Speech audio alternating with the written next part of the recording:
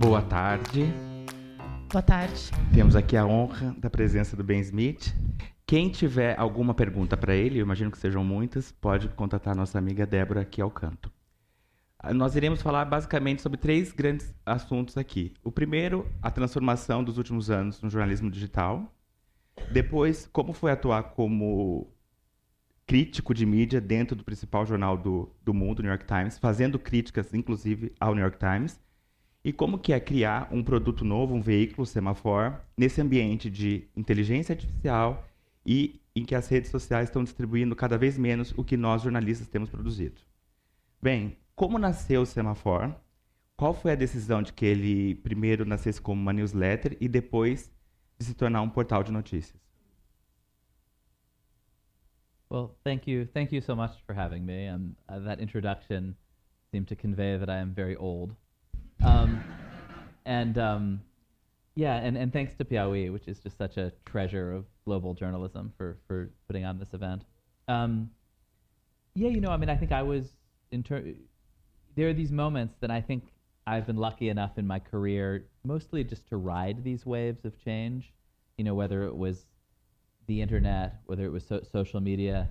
And now I think what I saw when I was at the New York Times, and just for a couple of years, from 2020 to 2022, was this, that we're in the middle of just another one of these moments of transformation. And when I wrote this column for the New York Times, every week essentially I was writing about some big institution that was seeing these changes, trying to change its direction, and then having some kind of nuclear meltdown when it tried. And so my partner, who had been the CEO of Bloomberg, I think was also kind of on the front line, just seeing how much was changing.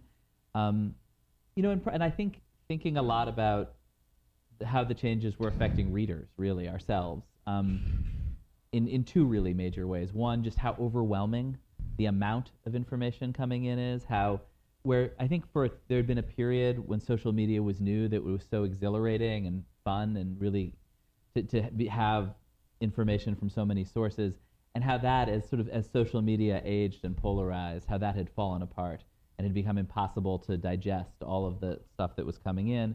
And then on the other side of the same coin, so hard to know who you could trust. And I think we thought that there was an opportunity to try to address those questions, to try to build trust, primarily in individual journalists, really, rather than institutions, rather than an institution, and then also to be open to the best of what the internet had been, which is to say there are multiple sources, there are multiple points of view, and we're not going to try to present a single point of view. We're going to we know that you're accustomed to this world of multiple perspectives and global perspectives, and we'll try to bring those together for you. Bem, boa tarde. Bom, você tem uma cabeça não só de jornalista, mas também de empresário, de empreendedor, né? Sabe que o bom jornalismo é também um negócio que precisa se pagar. No caso do Semafor, vocês têm financiadores importantes por trás do negócio. O brasileiro Lehman é um deles. Mas vocês rechaçam o paywall, em primeiro lugar, e falam em atrair uma publicidade que vocês chamam de premium. Como é nascer em meio ao estreitamento de recursos para a mídia, nesse momento atual, e qual vai ser a fatia de anúncio na receita do Semafor? Que vocês chamam dessa publicidade premium? Algum tipo de anúncio, por exemplo, que vocês não aceitariam? So, spoken like an ombudswoman. Thank you for the question. And I think I'm not usually accused of being an entrepreneur. I think if you look at my track record, I have a business partner who is a great businessman. But I do think that one of the mistakes that people make in journalism is to be ideological about revenue. And I think if you talk to people who are in the advertising business, they will tell you that advertising is good for democracy because it is open and it is free. And if you talk to people who sell subscriptions, they will say that, advertising is corrupt and subscriptions are pure because you have a direct connection with your reader. And I think having been around a few of these cycles, I think journalism is a very hard business to make a good business, and you should do good work and try to support it however you can, and not develop ideologies about the revenue. In our case, our business is about, right now, I think it will continue to change, but right now it's about half advertising and half events, like this one, just not as nice. And the advertising, I mean, I think it's a model that you've seen, particularly in the United States, successful with places like Politico, with Axios, which is that if you can develop an audience that are really, where you're reaching, the key figures in Washington, key figures on Wall Street, there's a category of advertiser who really want to reach them, not with what is basically straightforward advertising, but aimed at a leadership group rather than at a consumer market. So that's the business we're primarily in right now. But I think I hope we will start developing subscription products at some point and really just do whatever makes sense to support the journalism. Ok. Na primeira palestra do dia, a gente aprendeu com a nossa amiga Lam que jornalista tem o direito, a liberdade de fazer perguntas às vezes espinhosas. Então eu queria fazer 2 perguntas em uma. Vocês conseguiram 34 bilhões de dólares em investimentos. Um dos investidores é o Lehman, como a Flávia falou, que é brasileiro. Você poderia abrir para a gente qual foi o aporte dele? Essa é a número 1. E a número 2, um dos investidores está com algum problema hoje. Ele era ligado ao mercado de criptomoeda, enfim, ele está com alguns problemas na justiça. O que vocês fizeram com o dinheiro que ele deu? Yeah, I mean, I think these are very different categories of investment. No, I don't think we've announced the names of all our investors, but not the details of the investment. I think that's pretty transparent. We didn't have to, but that's what we've done. Good try to break. I mean, no, I respect it. I'm also very into, as Lam knows, into awkward questions. Yeah, I mean, I think when we were raising money, I mean, I'm trying to think of how much of this story I can tell in public. I mean, it's not a secret. But, my business partner, Justin, again, has really been a big figure in the media business for many years and knows people like Mr. Liman and many other important business people. And he was raising money from these very serious, very important people who would ask very hard questions, like, what are you going to do with my money? And how will this work? And what is this business? And I had a friend who happened to get a job working for this crypto billionaire, Sam Bankman-Fried. And I think basically the friend said, oh, we're interested in this. Could we invest $5 million? And I said, I don't know, sure, yes, maybe 10. And they're, okay, 10. And then, and they invested very quickly. We had 1 half-hour Zoom call with Sam Bankman-Fried in which he kind of didn't really pay attention while Justin talked about the business. And then I asked him about crypto journalism. And he said that, well, there was one crypto journalist who was correct 50% of the time. And this was the best one, and I should hire him, which was strange, but that was kind of it. And then they invested, and I thought, oh, raising money is so easy. 10 milhões assim? Tão fácil. That was the number. I think we've said that. And then when, 3 months later, we broke the news, or a big part of the news, that we covered him very aggressively. Very important to be independent of your investors, and we broke the news. One morning, my finance reporter, Liz Hoffman, broke the story that I saw the story before it broke, that Sam Bankman-Fried was calling up other billionaires, asking them for $1 billion, which is a problem for your business, obviously. And by the end of that day, his whole company was collapsing, and he was later charged. And we decided that we ought to return the money, and so we raised more money. We're paying it back. Legal. Falando sobre a cobertura de notícias. But that was a very strange experience. Now it's funny to talk about. At the time, it was very stressful. Falando sobre cobertura de notícias, uma das propostas da plataforma Semafor é separar a reportagem de opinião dos repórteres, né, dos jornalistas, modelos que vocês chamam de Semafor. Mas essa ideia de que o conteúdo noticioso não se confunde com a opinião do repórter não é nova, né? Ainda que ele possa, por exemplo, externar essa opinião na escolha das fontes ou na forma como ele dispõe das informações num texto.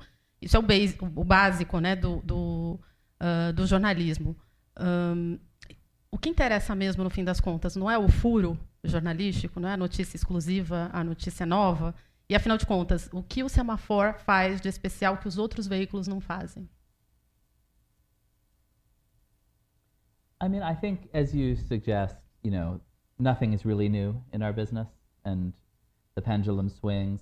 But I do think right now readers have become very sophisticated about news, and when they see an article in the New York Times or in Folha, as you say, they can tell, well, the journalist chose this source, not this source, or the headline is written this way, or even the adjectives. You can, but they don't really know, is this Flavia's point of view, or is this Folha's point of view, or is there some anonymous editor in the middle? And sometimes it is any of them. And I think, particularly for a new institution, you can't just say, trust me. And I think we live in an era, for better or for worse, where people trust individuals more than they trust institutions, where they see the old-fashioned news article as a kind of black box with a mixture of analysis and opinion and fact. And so we try to do our best to say, here are the facts. And sometimes when it's a great scoop, that's it. But also, often the journalist, particularly if it's a journalist who's an expert, who's been covering something for years, has a very strong analytical opinion on it. And it's valuable to know what it is. They shouldn't be asked to hide it. Like, it's crazy. People know that they have a point of view, and also that point of view is often really valuable because they're an expert. And so we try to be transparent about that, but also to signal there's a difference between the facts and the opinion. And I think one thing that we really try hard to do is say also, there's room for disagreement. There are other legitimate points of view, and that we should do our best to include points of view that we disagree with. And I think that, in a paradoxical way, makes people, I think, more likely to trust us when we don't pretend that we have a kind of monopoly on truth, because I think social media in particular sort of amplifies a kind of journalism that is about reassuring your own prejudices and telling you that whatever you already thought is definitely true. Acho isso interessante porque tem muitos veículos de comunicação cujos manuais eles falam para os jornalistas: não exponham seus pontos de vista nas redes sociais. Postem o link de suas matérias ou falem de outras coisas, mas não o que você pensa a respeito de determinado plano econômico ou de determinado político. Daí o teu veículo tem a notícia e tem a opinião do jornalista que produziu aquela notícia. Por acaso você teve alguma dificuldade em contratar jornalistas que não quiseram, por se sentir expostos em falar isso ou aquilo sobre o que eles de fato pensam? Yeah, I mean, I think that's a really good question, because it does limit your pool of journalists. Because as everyone knows, and as I think we learned in the era of Twitter, many journalists are really good reporters and have crazy opinions that they should never say. A lista é longa. And to say, we think you should, we would like you to share your view, actually does require hiring people where you say, you know what, we are in some, there's a lot of differences inside our newsroom. It's a very diverse international newsroom, but ultimately it does require that you're comfortable with these people's analysis. And often it's because they're really experts. I mean, I think a journalist who has covered something for 10 years, for 20 years, you're interested in their opinion. It's serious. But then also there are great journalists who probably should just stick with the facts. And I mean, also all of us probably have some crazy opinions we should not share. Flavia knows all of mine. Unfortunately. They were off the record. Falando um pouco ainda desse jornalista contratado pela Semafor, o quanto ele precisa saber hoje de tecnologia para trabalhar com vocês, e quanto vocês investem em tecnologia e quanto investem em jornalismo. Como é feita essa conta? So I think one of the really great opportunities in this moment is that there was a period, and BuzzFeed was part of this, when we thought, this is a technology company as well as a journalism company, and that journalism is a kind of technology. And I think, thank God, that is over. We are a news company. And there are incredible tools available pretty inexpensively now. Whether it's, the most off-the-shelf ones are like Substack and Ghost and WordPress, and we use a somewhat more commercial publishing platform called Sanity, but we didn't build it. And we have I think 4 great developers, but we don't pretend that we're a technology company. We're a news company, and I think there's a value to saying that you're a technology company, particularly in the market.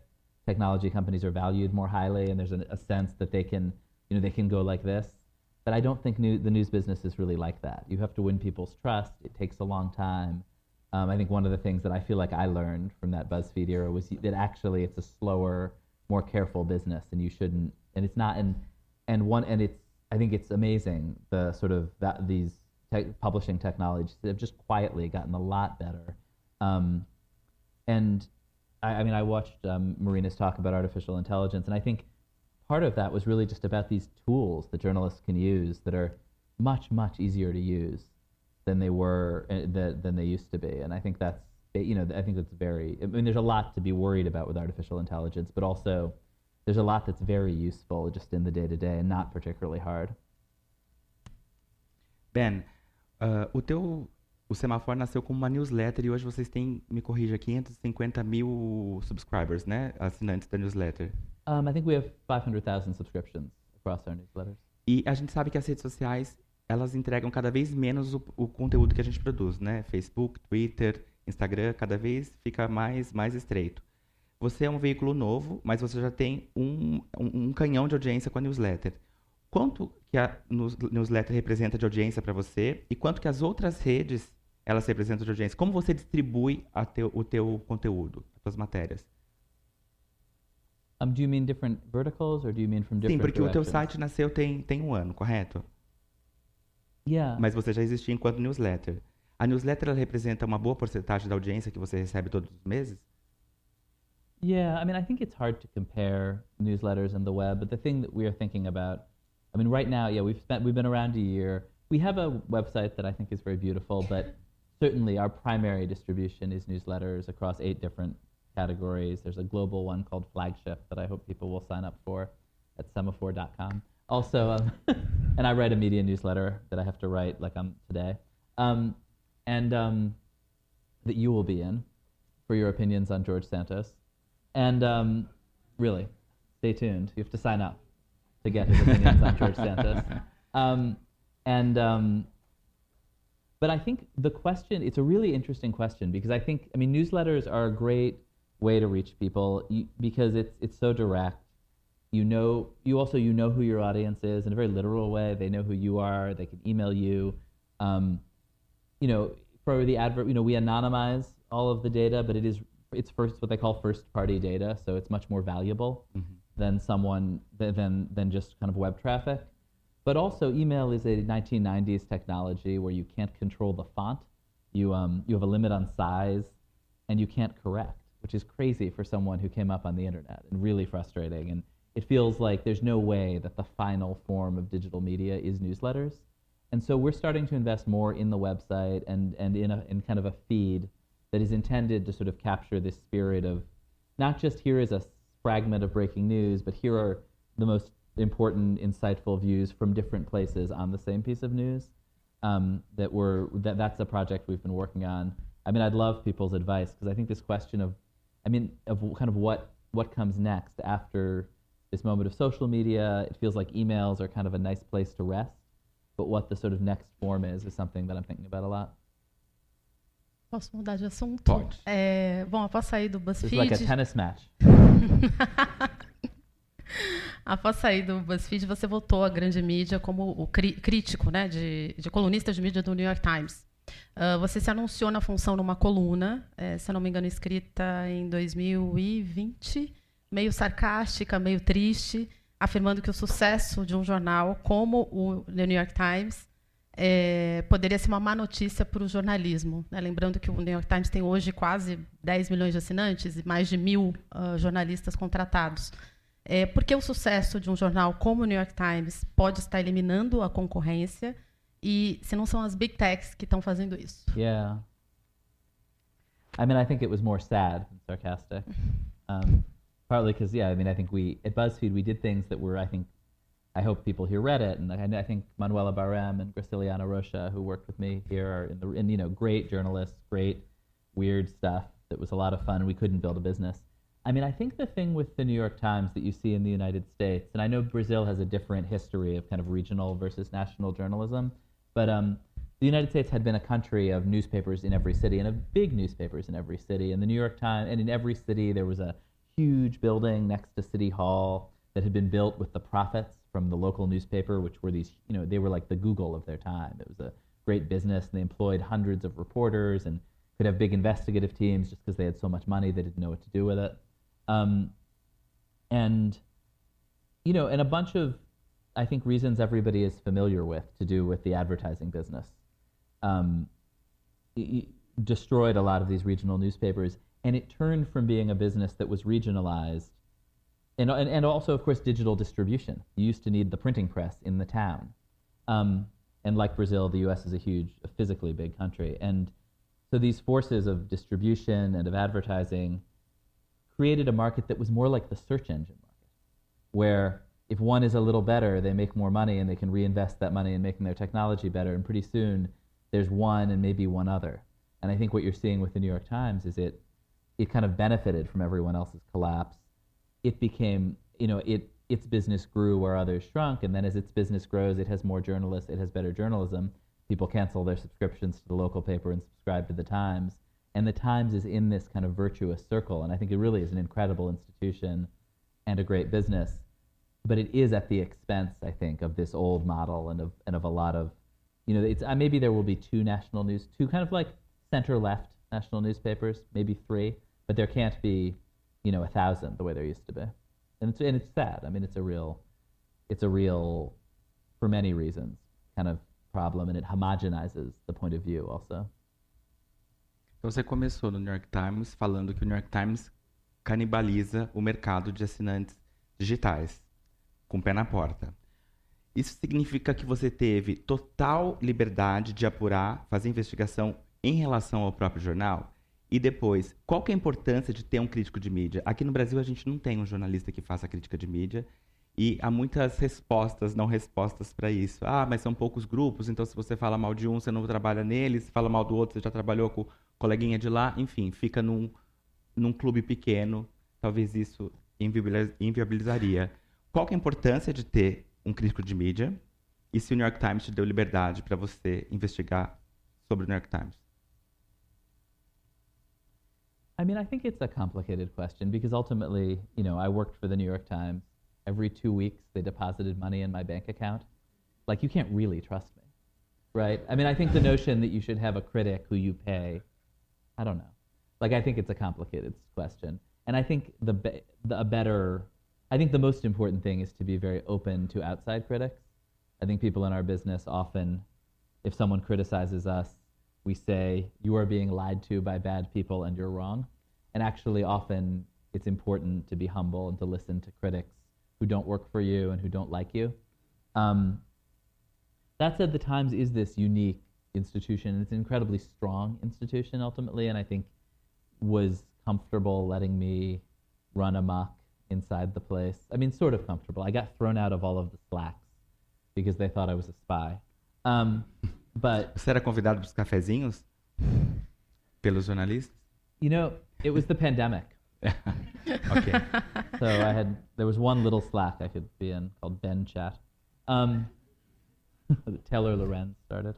But I think they were, it's a mark of their confidence ultimately that they allowed me to really report aggressively about the paper. And I was an outsider. I hadn't worked there before, but it created very strange situations. My editor, this very brilliant editor named Carolyn Ryan, there was once a time when I filed a story and she asked me for my sources on a scene. And I said, well, you were there. Like, is it right? It's a strange situation for an editor, I think, also. Ela confirmou que ela estava lá? And she was like, yeah, okay. Teve uma matéria que você escreveu para o New York Times a respeito de um podcast que foi muito famoso, chamado Califado. Você entrevistou mais de 10 pessoas do New York Times e a situação é a seguinte: uma vez que o New York Times botou esse podcast na rua, fez um marketing tremendo em relação a ele, cuja história era sobre o Estado Islâmico e era baseada na história de um homem que não se confirmou tudo que ele contava ali. Como que foi você investigar sobre uma barriga tremenda do New York Times, que depois o podcast foi tirado do ar? Você ganhou muitos inimigos? Foi fácil fazer essa apuração interna? Você tinha que marcar cafezinho com as pessoas em outros lugares? Como que é fazer uma investigação tão séria sobre um assunto tão delicado que envolveu o jornal? Well, again, it was the pandemic. And so we were all, I think, more psychopaths during the pandemic, right? And I know it was not a good way to make friends. But, I do think that there's a distinction when you're writing about media. Like, we all make mistakes. And I think it is always a dangerous mistake that someone who is a liar and who's a very compelling, careful liar who makes a story and creates documents. I think anyone can fall for that. And I think it's not even that interesting a story. Like, it happens sometimes. You have to be really careful, but we all make mistakes, and when you make a mistake, you should correct and say you're sorry. And readers, I wish, would be tolerant of that, because I think it's a human business. And I think what was interesting about that story, and the reason I spent a lot of time on it, was because, I mean, the New York Times has this very outsized power in Washington. And it wasn't just this one story about this bloodthirsty terrorist living secretly in Canada. It was that this reporter's coverage of, and the Times' coverage of ISIS, actually, from the start, had always gone to the source who was most willing to tell the craziest story.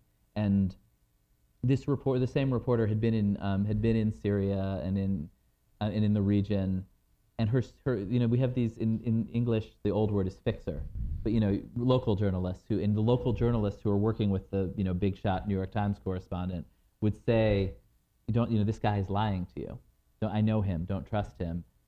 Because they had a sense of it. But the Times reporter would say, well, look, he said this. It's on the record. I'm going to quote it. And the Times had always chosen the version of the story that made you most scared as a reader. And this was in some ways an extension of that. And I think that's why it was an interesting story. Okay. Bom, continuando nesse assunto aí de ética e jornalismo, em 2017, o BuzzFeed, com você como editor-chefe, se tornou foco de um debate grande nos Estados Unidos sobre ética jornalista. Vocês decidiram publicar na íntegra um dossiê chamado de dossiê Steele, que apontava um suposto elo entre o governo russo e o então presidente recém-eleito, Donald Trump, na campanha das eleições de 2016. O documento havia sido oferecido, por exemplo, para outros jornais, como o New York Times, que recusaram a publicação. Bom, vamos mais para frente.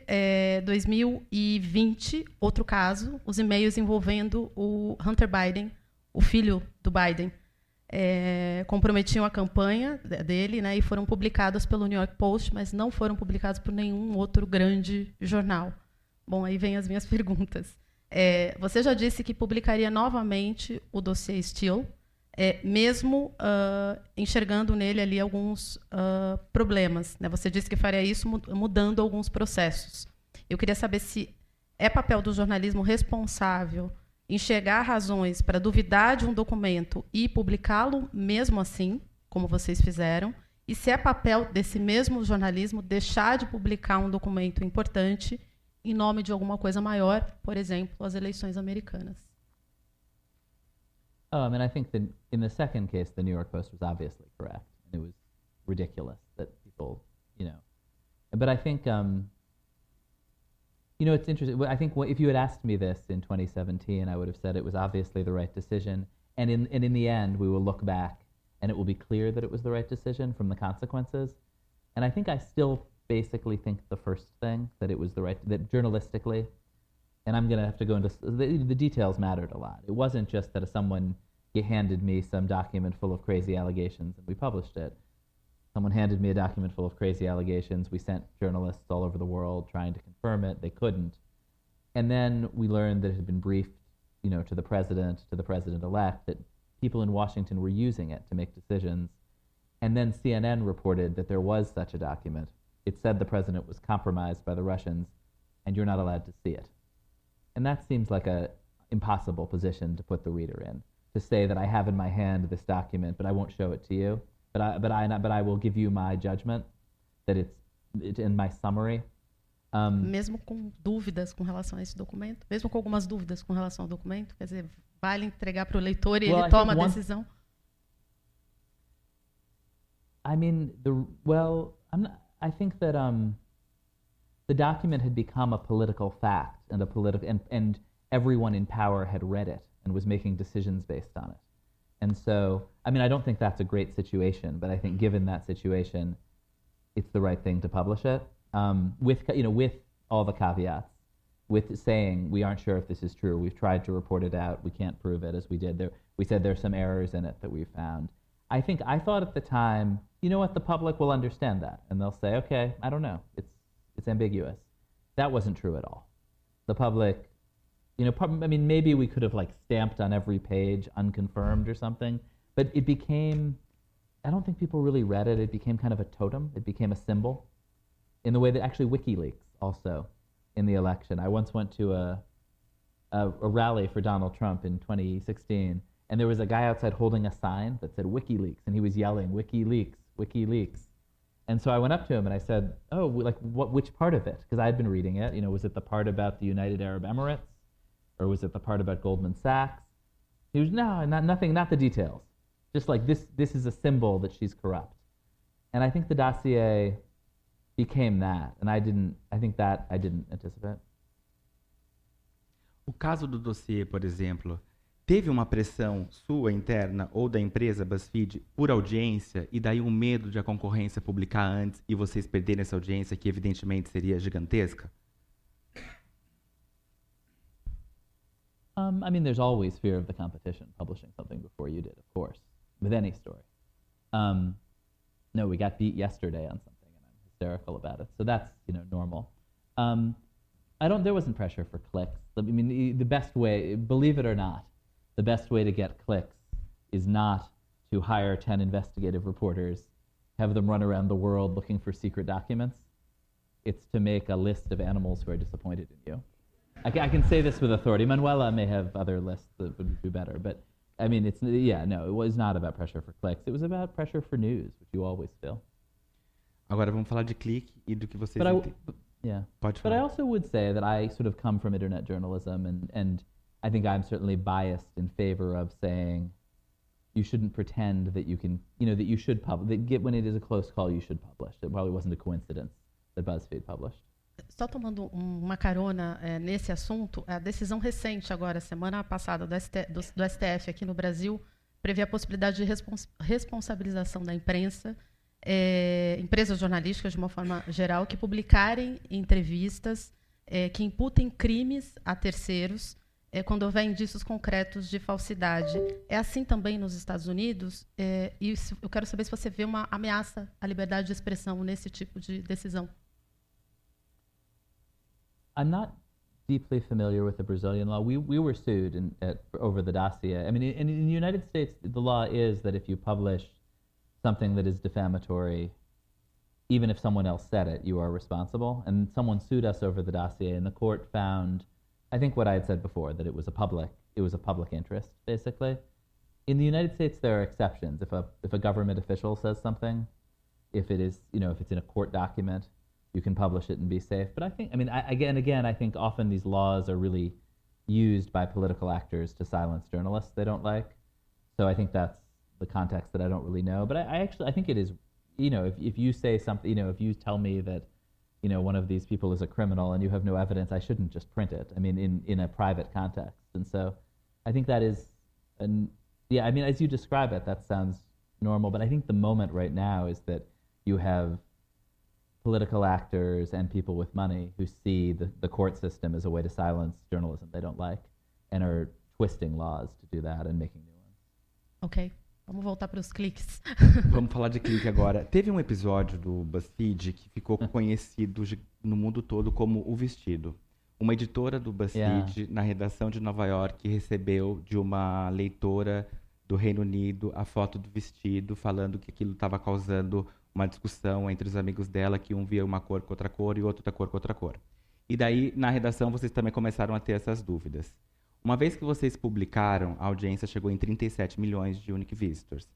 Quem, basicamente, distribuiu esse link de vocês foi o Facebook, que, a partir disso, mudou toda a regra de algoritmo deles. Então, eu queria saber duas coisas. Quais cores você vê? E depois, como que se deu a mudança do Facebook na distribuição de notícia a partir do episódio do vestido? Parece uma coisa simples, mas isso mudou todo o jogo de como o Facebook entrega notícia de veículos de imprensa. Yeah, I mean, I think, well, first of all, obviously white and gold. But yeah, what an amazing thing. But it's, you know, the question, first, I think even to go back, like, you know, Facebook had gone from being this place where if you shared something, the people who followed you would see it, to a machine that would recommend, that could kind of guess what you might like and would recommend it, and starting to learn to do that globally and very, very fast. And by, I think that was the March of 2015, by then it had also they were playing with like, what is the best way to tell if you will be interested in it? And at first it had been if you liked it, and then, or if you shared it, but another way to measure was do you comment? And they called, in various ways, they would call that engagement. And the dress, it was divisive. It like in its in a very, not in a negative way, but it divided people. 60% of people correctly thought it was white and gold, and 30% of people incorrectly thought it was blue and black. And although actually the real dress is blue and black, we bought it at our office at BuzzFeed. But Facebook took this signal of people arguing with each other, and that was like, this is incredible engagement. Let's show it to everyone. And afterward, my boss, Jonah Peretti, who founded BuzzFeed, ran into an executive from Facebook and said, "Wasn't that cool? This kind of fun moment of global culture."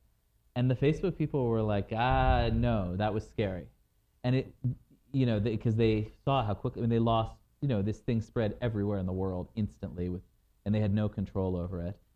On the other hand, it was very engaging, and it was the beginning of a period of, 5 years where Facebook was trying to keep its audience very connected, but also starting to see how much damage it was doing, because, the divisions could be about whether the dress was blue and gold, but also could be about like whether this statement was racist. And a lot of them, and it really would sort of optimize for the most divisive speech. Então foi ali que o Facebook percebeu que a porradaria é o que eles queriam? As pessoas discutindo, no caso pelo vestido, mas poderia ser por questões. Yeah, although the language, maybe some of our friends from Meta are in the audience, and they would never speak in those terms, because they were sort of looking from the other end of the telescope in a way. They were saying, you are engaged with our platform for 14 minutes every day or 2 hours every day, and we would like to make it 2 hours and 3 minutes. And how can we tweak things to make you stay for 2 more minutes so we can sell advertising to you? And they, and so they were and they called it engagement, and whatever was, and they were measuring it very carefully, but they were kind of aggressively neutral to the substance of it. Ben, primeiro foram os vestidos, as listas de várias coisas, os números nos títulos chamando os leitores, chamando por essa audiência. Hoje a gente percebe leitores cada vez mais interessados no que a gente chama aqui de soft news, né, saúde, bem-estar, comportamento, relacionamento. E há também um outro aspecto disso, que são grandes jornais, como mais uma vez o New York Times, adquirindo grande parte das suas novas assinaturas com produtos que não são notícias, né? Games, receitas, aplicativos de áudio e por aí vai. Eu queria saber como você enxerga isso e como o Semafor está preparado para enfrentar esses interesses todos. Yeah, and I think, again, some of this, so much in media is not really new. Like, a lot of these topics have been around forever. I was on Folha's front page yesterday, and there was a very explicit sex column. Yeah. Shocking. But I do think for the New York Times, they had this incredible growth in subscription when their audience was panicked about Donald Trump, and and that was temporary and has gone back. Or at least who knows, maybe temporary again. But that then went back down, and they certainly have built their business on cooking, on games, on sports. And right now the stock market wants them to acquire subscriptions. That is the metric that they're being judged on. And so they've kind of realized, I think, that they're reaching the limits of the audience that wants to pay for news and are looking for other sort of groups of people to add on. And I think there are people for whom, I love the New York Times, I love the games. I think I also follow some of the sports, so I'm like a good candidate for this bundle of different things. But there are other people who, they acquired a publication called The Athletic, which is I think a very good sports publication. A lot of its readers love hockey, or Canadians who love hockey, and those are probably not people who will read the New York Times ever. So I think it's sort of a complicated E que mandou gente embora recentemente, né? Enfim, algumas pessoas foram mandadas embora do The Athletic. I think the New York Times fired its own sports section and replaced it with The Athletic. And I think, sports journalism is a complicated business because no one is really passionate about sports. People are passionate about a team or about a player. And so I think, in a way, the New York Times had organized itself in this traditional way that had never really worked around this idea of sports, and The Athletic had organized itself around teams. And that was a more successful model. Although what's interesting now, and this also applies to journalism, is that fans are increasingly fans of individual players, not of teams. And so I think The Athletic is trying to figure out how to grapple with that. No seu livro, Traffic, você fala bastante do começo da era dos blogs, depois dos sites como Gawker, Jezebel e BuzzFeed. Naquele primeiro momento, muitas matérias foram publicadas com fotos e vídeos íntimos de celebridades, especulando orientação sexual de executivos do Vale do Silício que não tinham nenhum interesse público e muita audiência vindo. O que você aprendeu daquela época, que parece muito tempo, mas são 8 anos, 10 anos, para agora? Foram os processos judiciais que alguns deles levaram? Ou os jornalistas entenderam que a privacidade é um ativo a ser preservado quando aquilo não tem interesse público? Yeah, I mean, I wrote this book, Traffic, that is a lot about these early days in New York of that internet media scene. And you know how whenever you get to some place, everyone tells you that the cool part was right before you got there? And so for me, this book was fun to write because I was able to go back to the part that I kind of missed. But a lot of it was sex tapes. And it is kind of, I think, shocking now to think, like Gawker, which a lot of people remember fondly, was like incredibly cruel and published, these intimate videos that I think no one would publish now. And the conspiracy against Gawker, in which this billionaire Peter Thiel financed a lawsuit. But the lawsuit was about a video of a wrestler having sex with his friend's wife that I think you would never publish now. And even, I think this was this idea of privacy, I think was you sort of saw it grow up between 2005 and 2015, when I think many people all over the world got smartphones and had have things on their own devices that they don't think a journalist should be publishing. And so I think with Gawker in particular, they published this thing I think in 2011 or 2012, and by 2015 or 2016, when it gets to court, they're facing a jury who think this is insane. And maybe 5 years earlier, it would have been a little harder to understand, and I think that is a big change. I think it's possible both to think that the sort of conspiracy against Gawker was insane, but also that what Gawker had done there is very hard to defend. Eu queria falar um pouco sobre desinformação, Ben. Enfim, muitos dizem, eu como ombudsman, por exemplo, disse isso, que a imprensa não deveria abrir tanto espaço para desinformação. Enfim, a gente não sabe muito bem como lidar com isso, e a minha impressão é que a gente acaba, incentivando ou desinformando ao publicar desinformação vinda, por exemplo, de políticos importantes como o Trump ou o Bolsonaro aqui no Brasil. Você, enfim, já disse que discorda, né, disso.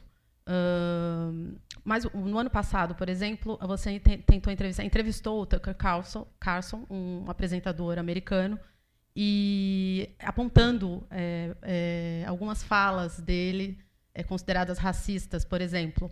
E a conversa terminou em uma certa troca de acusações. O que eu quero dizer com isso é que eu já vi você falando que o mais importante é tentar o diálogo, enfim, dialogar, né, com quem a gente discorda, ou mesmo com a chamada extrema-direita, mas me parece que a sua entrevista foi um exemplo de que isso, às vezes, pode não dar certo.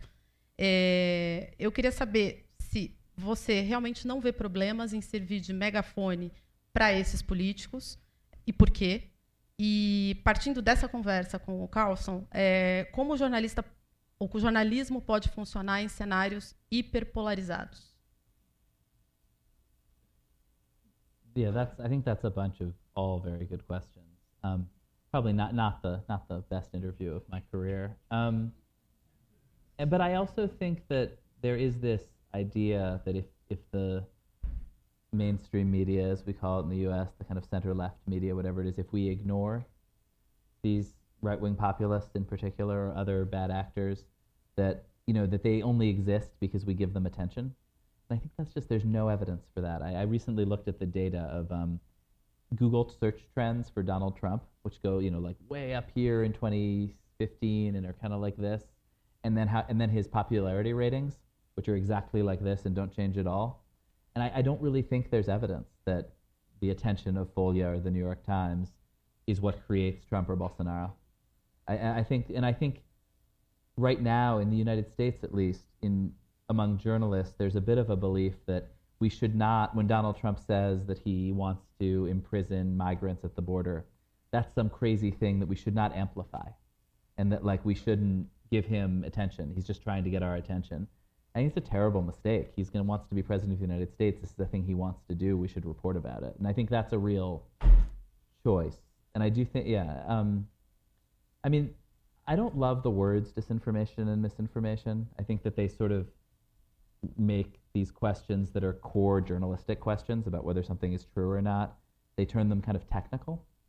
One of the big problems actually with this Hunter Biden stuff that you talked about earlier, was that all these experts in misinformation said that it had a lot of the characteristics of misinformation, and these characteristics are basic, there are a number, but partly it's just that it's being spread by bad people who we don't like. And like the characteristic of whether it is true or false is not the important characteristic, and I think that's I think that did a lot of damage to people's trust in journalism, actually, if you're going to say, well, this may be true, but it's also misinformation. E como construir essa ponte, enfim, com essa direita, ou enfim, extrema, se é possível construir uma ponte com a extrema direita, ou a direita, enfim, mais conservadora, mais extremada, como fazer isso, nós, como jornalistas? I mean, I do think our job as journalists is to talk to people, and including people who we might not like of all sorts, and try to figure out, I think that's just part of the job. The job is not to make sure your hands are always very, very clean.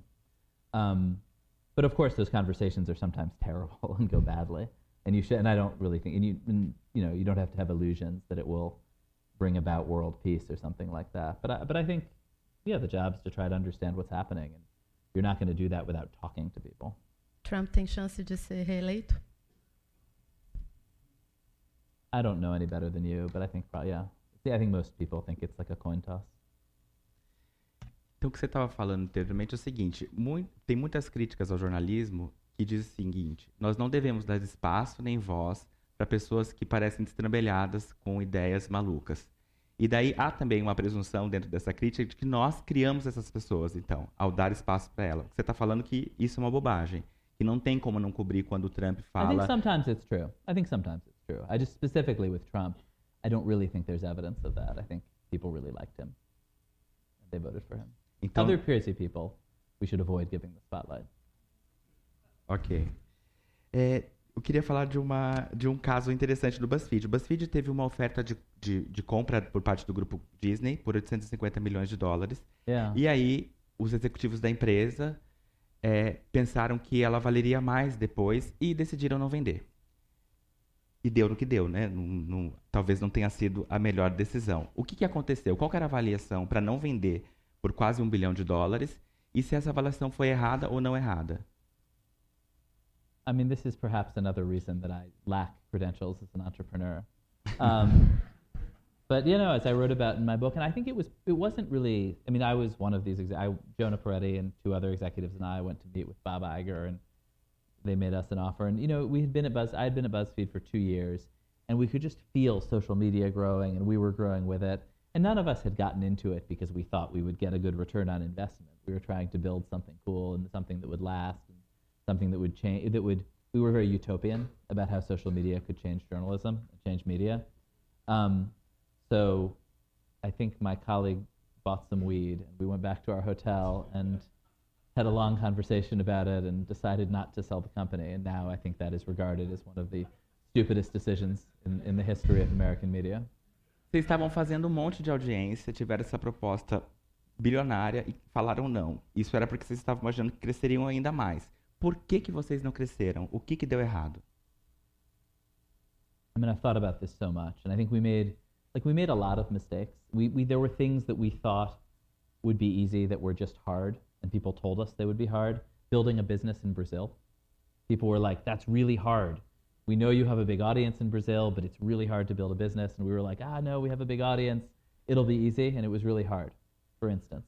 And there were just lots of things that we we felt this momentum and we did things that we thought, we made a lot of technical mistakes that people at the time told us we shouldn't be doing. But I think the bigger picture is that we made a bet on social media, and we thought that social media would keep growing, would stabilize, would start to create an ecosystem where it needed quality content and would have to find a way to pay for it. And that just never happened. And one of the questions that I was asked a lot around the book was like, people invested, big companies invested hundreds and hundreds of millions of dollars in BuzzFeed and Vice and these companies. Like, what were they thinking? And it's interesting to go back because the answer is actually very specific. The people who created, who put the first money into BuzzFeed and Vice were people who had made their money in the cable television business. And when the television cables rolled out, in the 1980s, the people who owned the cables knew they had to have cool stuff on the cables. And so companies like MTV were created and were great businesses because the people who owned the cables knew that they needed high quality content, and CNN also, and that they would pay for it. And so CNN is created, MTV, many, many other really great enduring companies. And so these people said, okay, now there's a new kind of wire, which is social media. And eventually there will be great content companies. But the social media companies, and I actually think you can argue about whether this was a good decision or a good ideology. I know our friends from YouTube have strong views, but decided that they should never pay journalists, that they should create this idea of a creator, which is like an Uber driver, and always deal with kind of individualized, sort of atomized individuals, a few of whom might make money, but basically you don't want to have the kind of revenue sharing that you had in the old media where the platform would make, small margins. You would rather be YouTube than Spotify. And so that there was never a paid content, so it never professionalized. And I think if you look at Facebook now, if you look at Twitter now, I think there's an argument that maybe they should have because they're falling apart, but they chose not to. And so I think in that ecosystem, like Vice and BuzzFeed and all the others made different mistakes, but they all really ended up at the same place. No caso do BuzzFeed, você falou que além dos problemas técnicos, vocês estavam ancorando parte da audiência, então, em rede social, sobretudo Facebook, que passou a entregar menos. É isso? Foi uma avaliação errada. Vocês confiaram no Zuckerberg. No, I mean, it was prior to that in a way. I mean, it wasn't some of our audience. It was all of it. The whole idea was that social media were the new distribution channels and that we would grow with them. So it wasn't like we trusted or didn't trust.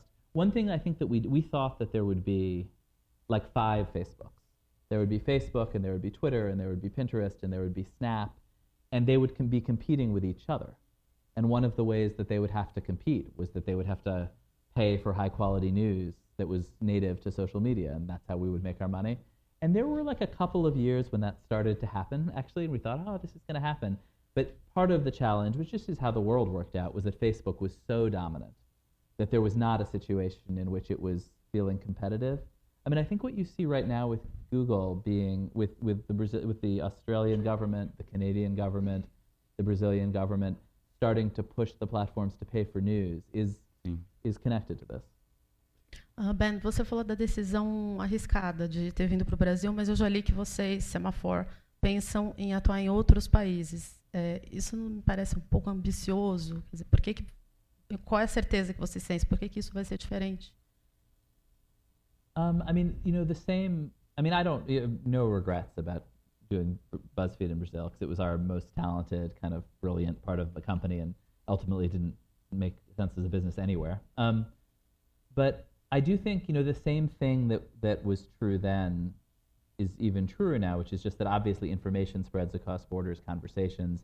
There's a global culture, and the big stories: COVID, the rise of the new right wing, social media. You can't understand as national stories. You have to understand them as global stories. So I think, for a news organization born in 2022, you have to think of yourself as a global organization. At the same time, I think we are being much, much more careful about how just the sequencing of how you expand, being very, very careful and conservative. We launched in the United States and in sub-Saharan Africa, actually, where we felt there was a real kind of opening in the market. But I think, and we would love to globalize more, and obviously love to love to do business in the best media market in the world, Brazil, but it'll probably be a little while. Tem intenção, então, de no futuro contratar um jornalista no Brasil? Currículos, né? Just one, and honestly, it's Flávia. So. Ok, fair enough. Tem uma pergunta aqui da Iná. Iná? Não consigo chegar por causa da luz. Ok. Que é parecida com o que a Flávia estava falando, que é o seguinte. Pensando na sustentabilidade do jornalismo, você acredita em uma regulação que preveja a remuneração das Big Techs aos portais de notícias? Você acredita no papel do Estado no fomento das políticas de remuneração do jornalismo? You know, I think it's a complicated question. I mean, I think that it doesn't work if the portal doesn't. I mean, I think with Facebook it hasn't worked because Facebook says, you know what, we didn't want news anyway, and has walked away from the business. Mm-hmm. I think with Google it's a more complicated question. Google does need, it's an information business. It does need information. You've seen them being essentially forced into business arrangements with publishers in Canada and Australia, and I think that will continue to happen. It's connected, I think, to this, the bigger conflict right now between technology and media is this, is the question of training AI models on the huge text corpuses of publications, and how will the publications be compensated. And I think most of the tech companies have conceded in principle that they should pay tens or hundreds of millions of dollars to the big publishers in total. And I think the publishers would like to see tens of billions of dollars. And I think that'll be a big ongoing fight, and probably in some cases governments will be involved. And I think probably in some ways that will be connected to, in general, how these platforms relate to publishers. But I think there's sort of been an assumption, in the tech economy for the last 30 years that technology companies basically should not pay for content, and technology companies should have huge profit margins as a result. And that's not a natural law. Não é justo. Queria mudar um pouquinho de assunto, sobretudo após o assassinato do americano George Floyd. Na verdade, antes disso, mas, enfim, sobretudo após isso, as redações nos Estados Unidos, aqui também, entraram em ebulição com repórteres negros querendo discutir o racismo, tanto externamente quanto nas próprias redações. Eu já li algumas coisas suas, você mesmo já disse que essa geração, de um modo geral, incorporou à discussão questões que repórteres brancos muitas vezes não conseguem ou não se interessam em trazer à tona, e que isso é importante. Queria te perguntar, repórteres negros buscando pautar e discutir racismo é jornalismo imparcial? E 2, o quão importante é ter redações mais diversas, tanto nos Estados Unidos quanto aqui no Brasil? I mean, I guess, in the United States, I think there was sort of a traditional view that newsrooms would like to have black journalists, but that in some sense the deal was that they wouldn't talk about racism, and that was sort of, because ultimately people have different perspectives, and I think part of what happened in 2020 was this deal, which had been under strain because it made no sense, sort of broke down, and yeah, I mean, and I think, you can't, the notion that you bring in, you sort of have diversity without different opinions, without different points of view, without conflict, is crazy. And that was, I think, the idea, that was sort of the fantasy. I mean, I think different newsrooms have to deal with all these questions differently. I mean, my own approach is, and I think in a way it's in the DNA of Semafor, that we should have people who have very different opinions, who come from very different places, that we can, to some degree, express those opinions and those disagreements in the journalism and also internally, and that you have to be able to have real differences internally and air them, and not sort of assume that everyone sees the world in exactly the same way. That doesn't resolve anything. But. Good. O Semafor já nasceu nesse mundo que prega a diversidade. Vocês têm uma preocupação em ter uma redação com backgrounds diferentes? Como que é essa discussão ali dentro na hora de fazer a contratação? Vocês estão com 2 redações, né? Uma em Nova York e outra em Washington.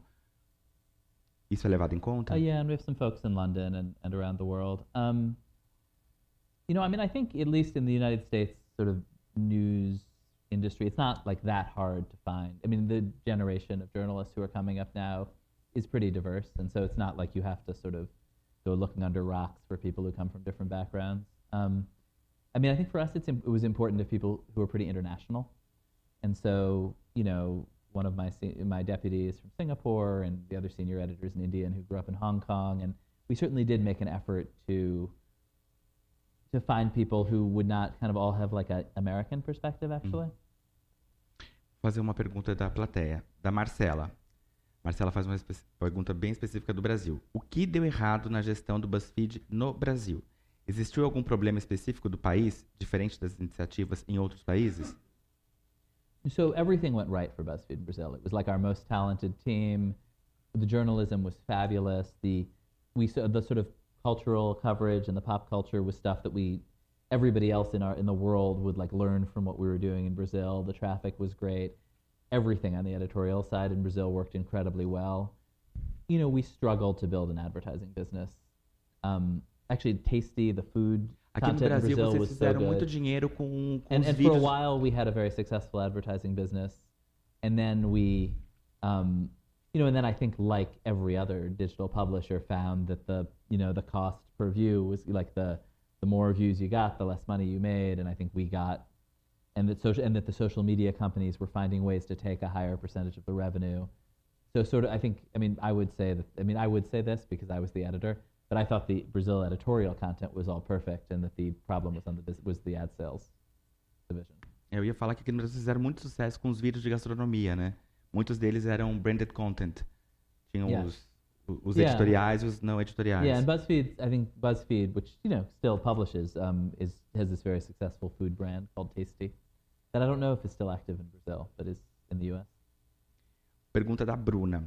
Na sua experiência, quais têm sido as melhores formas de criar confiança entre leitores e jornalistas e leitores e mídia, empresas de mídia? I think that's a huge question, and I think sometimes journalists, you see that trust in media has gone from here to here, and we sort of beat ourselves up a lot. But of course, trust in government has also gone from here to here, and trust in all sorts of institutions. So obviously, there is this broader context. I think for a new institution like us, our bet is that it is more natural to build trust with an individual journalist than with a brand, and so we are very focused on kind of building up the expertise of our reporters and sort of saying, that maybe Semafor provides a kind of brand, a guarantee and stands for something, but ultimately we're not just kind of saying trust us, we're saying trust Liz Hoffman, she's the best reporter on Wall Street, she knows a lot. And that in the long term is in some ways to some degree we're riding on the coattails of the journalists rather than the journalists sort of following the brand. Então vocês contratam jornalistas que já tenham algum tipo de credibilidade e confiança naquela área que eles seguem, para pegar, emprestar, digamos assim, a credibilidade e a conexão que ele tem com o público deles. É isso. Yeah, I think people don't really the notion that there's just some faceless institution doesn't really make sense to people, particularly after sort of what social media gives you kind of an X-ray into the institution. Uma preocupação entre estudantes, sobretudo, é que alguns empregadores ficam muito preocupados no número de seguidores que eventuais jornalistas tenham na hora de contratar. E isso poderia ser, inclusive, uma regra de contratação. Isso... That you should never hire anyone with followers? Seria uma garantia que você teria já um outro canal de distribuição se o contratado tem bastante seguidores. Isso é uma bobagem? Ou uma grande bobagem? I think it depends what you're trying to build. At BuzzFeed, I always tried to hire people who were great at the internet and great at social media. But also, I remember actually David Carr, who was my predecessor at the New York Times. When I first met him, he had 10,000 Twitter followers, which was a huge number in 2010 or 2012. And he said that he considered it his helicopter on the roof of the New York Times. And in case things got too hot, he could always get out. And that's true too. It gives the journalist power relative to the institution. Fazer uma outra pergunta do Ícaro Campos. Bem, na sua opinião, é o público que alimenta o algoritmo ou o algoritmo que alimenta o público? E como sair desse dilema? Yes. Yes for what? A primeira ou a segunda? Both. I think Explique both. melhor. No, I think,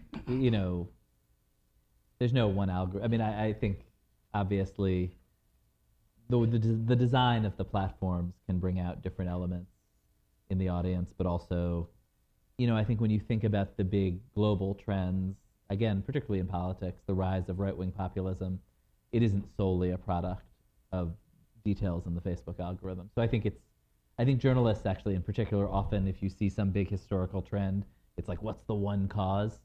And if you ask historians, like, well, there were 100 causes. And I think these conversations about the algorithm can be very reductive also. I'm avoiding your question. Saquei. Na reunião de pauta do Semafor, por exemplo, vocês ficam falando, isso está sendo bastante discutido no X, no Twitter, isso está sendo bastante discutido no Reddit, que é muito forte nos Estados Unidos, não é tão forte aqui. Tem uma pauta que vem da rede social e a partir disso você fala com o seu editor e com o seu repórter? Ou não? Vocês preferem escolherem as pautas e depois que elas sejam discutidas nas redes? Há uma interação? I've always preferred the second. I would like to be the trending topic, not to follow the trending topic, basically. So it's better. I mean, I think the job of news, in a very simplified version, is to create this conversation, not to summarize it, although you obviously should do both. And I think, again, I think trending topic on social media, like, who even knows what, I mean, if you look at Twitter trends lately, like, it's insane and has no connection to reality. So it's no longer really a useful source. And I think TikTok, which has obviously absorbed so much of the time that used to go to other kinds of social media, really isn't the same kind of medium. Its trends don't reflect political conversations. They don't necessarily, I think they're not connected to the moment, to time in the same way. And so I think it's kind of, I think that kind of trending thing is changed. Há um limite, Ben, para a atuação de um jornalista nas redes sociais?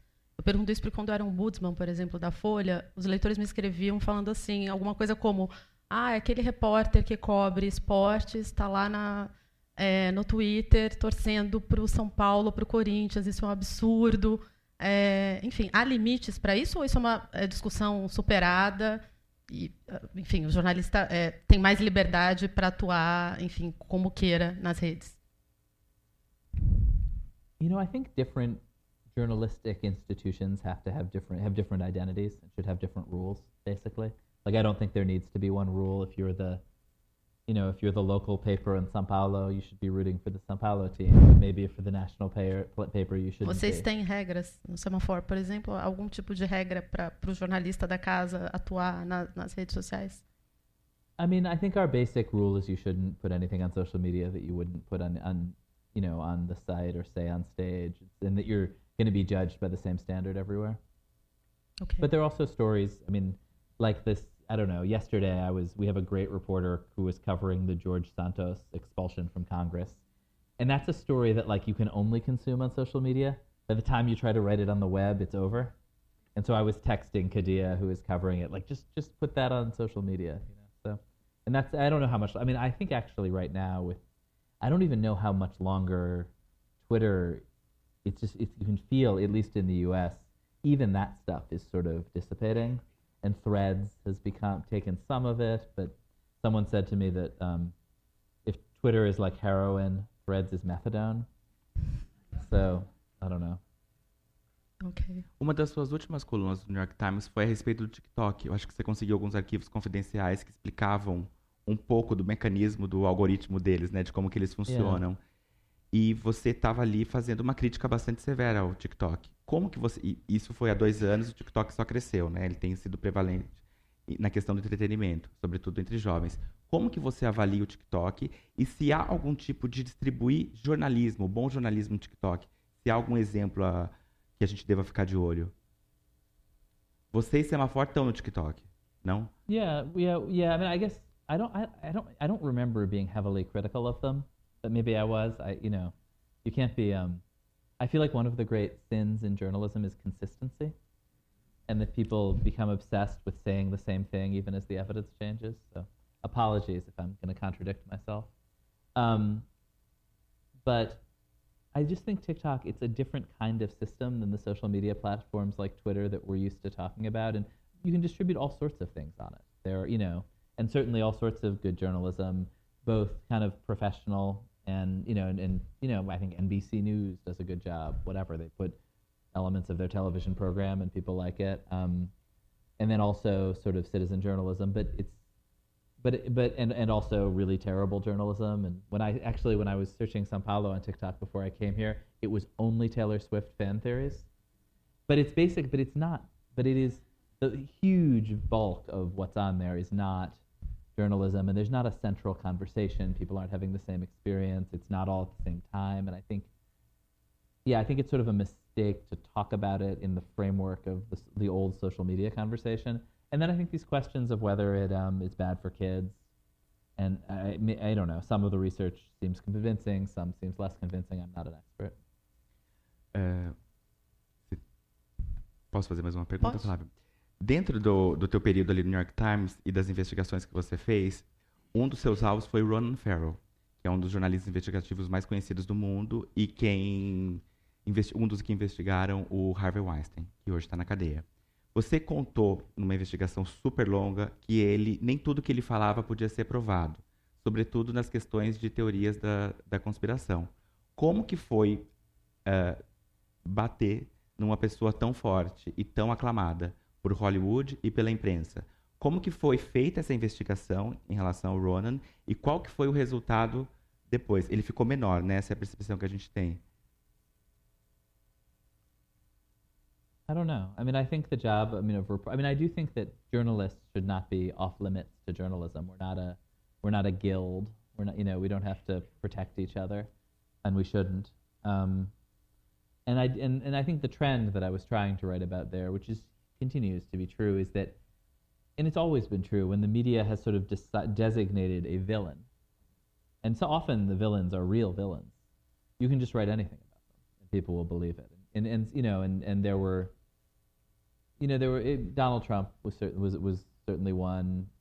Weinstein, who is a monster, was another, where the standards of reporting kind of went down. And I think Jodi Kantor and Megan Twohey in the New York Times, who wrote about Weinstein, had these held these incredibly high, careful standards around the reporting, and ultimately, the thing that took that from something people whispered about for years into something that totally changed the world was the evidence that Jodi and Megan produced. And so I think it's in those stories, it's so important, even though it's incredibly frustrating journalistically, to be careful and rigorous about it so that it will stand up. And I think then once the dam has broken, it can become, the standards can go down. I don't know. Seria um caso de que o jornalista quer ficar maior do que a notícia? E daí as teorias da conspiração não seria nem em relação aos personagens que estão sendo investigados, mas em relação a ele próprio? Você acha que esse seria um caso? Como você vê isso, né, Ben? O caso de jornalistas que às vezes se tornam maiores do que a própria notícia. I think there are lots of different models. Like I think journalists should spend less time deciding which kind of journalism is legitimate. I think sometimes it's I think sometimes you have journalists with big personalities, and television has always, for longer than we've been alive, created that kind of journalist. I think that can be very effective too. I don't have strong feelings. Jornalista celebridade. Yeah. I mean, it's always been true. Talvez a minha última pergunta, quer dizer, você já foi repórter de alguns jornais nova-iorquinos, já foi repórter e colunista do Political, editor-chefe da BuzzFeed, colunista de mídia do New York Times, agora, enfim, à frente do Semafor. Em qual dessas funções você se sentiu mais à vontade e por quê?